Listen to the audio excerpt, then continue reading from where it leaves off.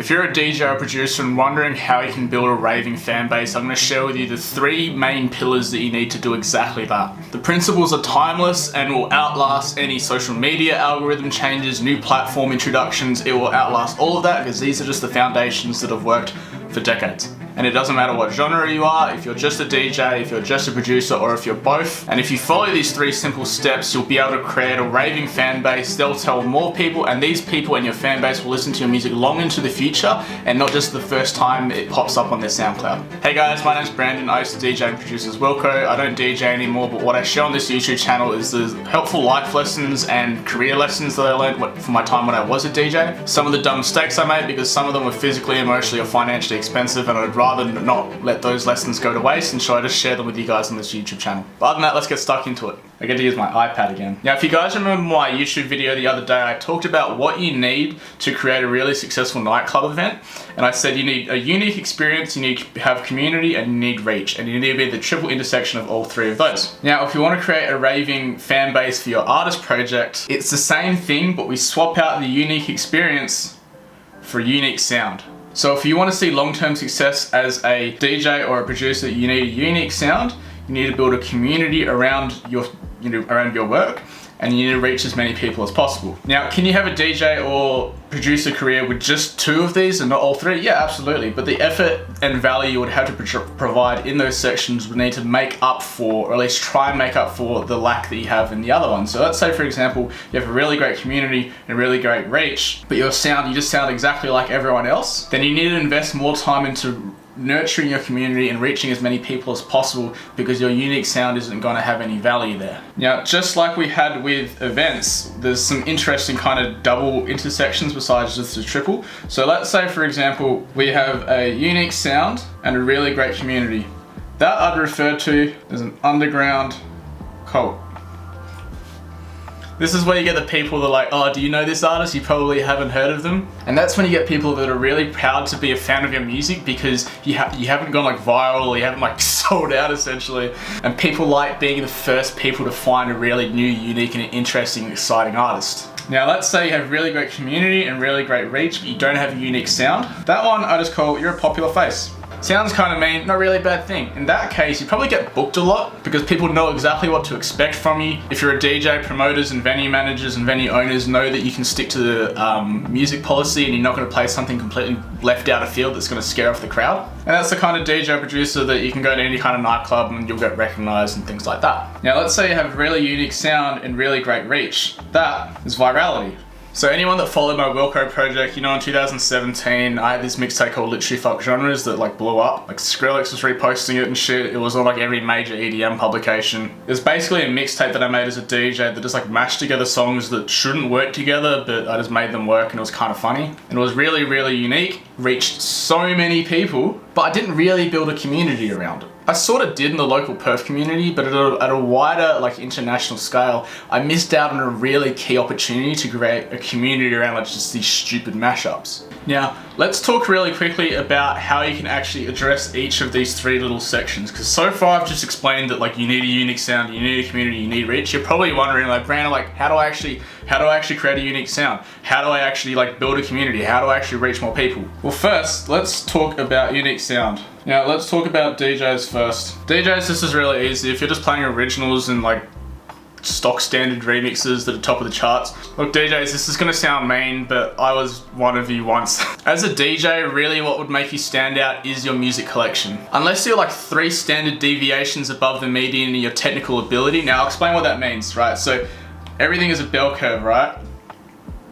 By statistical definition, 50% of you are below average DJs and 50% of you are above average DJs.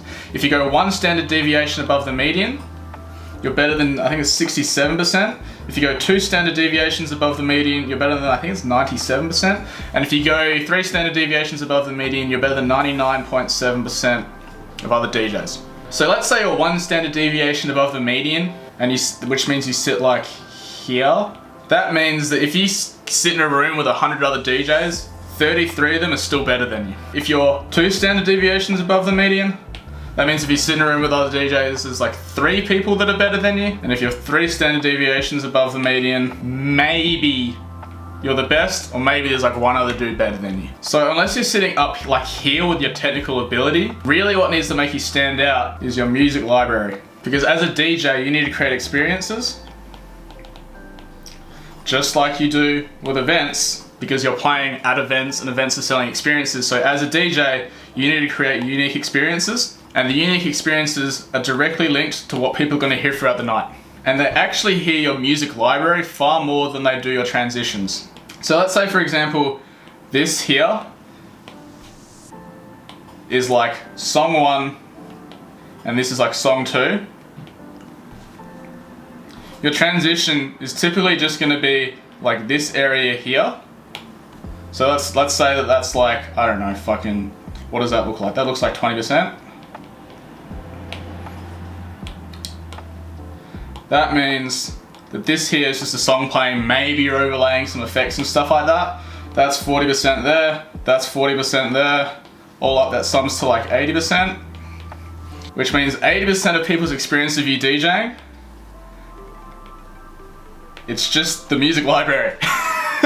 So DJs, you need to have a unique fucking library if you want to really stand out above the rest. Obviously you need to be technically capable as well, and your transitions can't sound like garbage, but 80% of the crowd's experience of you as a DJ is literally just what songs do you pick. And can I hear those songs if I go to any other nightclub and listen to any other DJ? Now there is a caveat to that, because I know there's going to be a bunch of like local club DJs that are saying, look, my music policy doesn't let me play like edits or remixes or things like that. I understand where you're coming from. You guys are the exception. I'm not having to go at you. Everything that I'm teaching you guys here, that I'm sharing with you guys, is still with the caveat that you need to be in line with the music policy of the venue. You still need to be playing to the crowd. You still need to be doing all that basic shit. Cool. Producers, basically the same thing. When everyone has access to the exact same samples and presets, if you have access to more unique samples, or you're fucking really shit hot at your own unique sound design, on a bell curve, doing this is gonna push you up this way,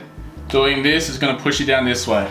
Cool, that's a really long-winded answer that ticks off unique sound. Community, this one's really important. The reason the community is important is because it creates like loyal fan bases, basically creates like cults. Now the main thing that you wanna create in your community is tribalism.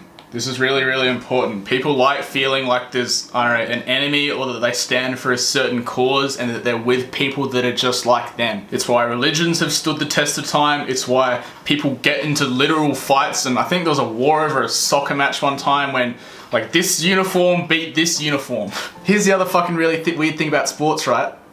When one team member just swaps to another team, gets drafted and puts on a different shirt, now the other team hates them. It's fucking weird. That's the power of tribalism. Now what can you create tribalism around? Is it a weird fucking subgenre? Is it some weird other kind of like pop culture reference? Are you a fucking emo and you got picked on in high school and now you built a cult of emos that gathers every Wednesday? I'm still talking about that emo night that I ran. Now here's the other thing. With your tribalism and your tribe, you want to give them their own label.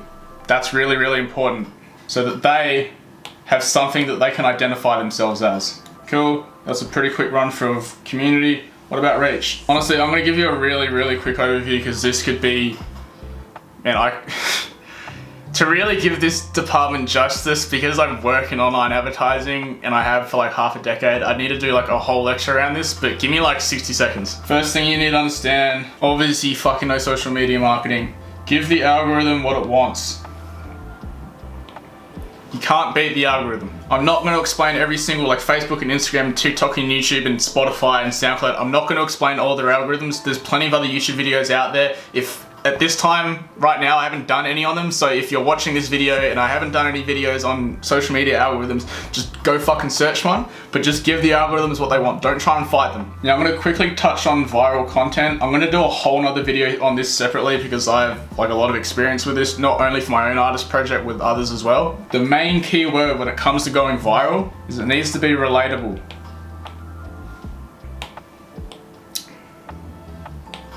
Because think of why you share something with someone. You share it with them and go, fuck, that reminds me of me, or it reminds me of you, or it reminds me of a certain event in the past. Like with my mixtape that went viral, there's a bunch of really old songs in it that were really nostalgic. There was also the element as well that it was really weird, but for the most part, like it opened with a Nintendo Wii like theme song, and everyone just got thrown back to like the mid 2000s. Think of like the really typical viral formula for captions where it's like that feel when, or your face when. It's all because the when is a relatable event. So for the love of God, if you're planning out like viral content, it needs to be relatable.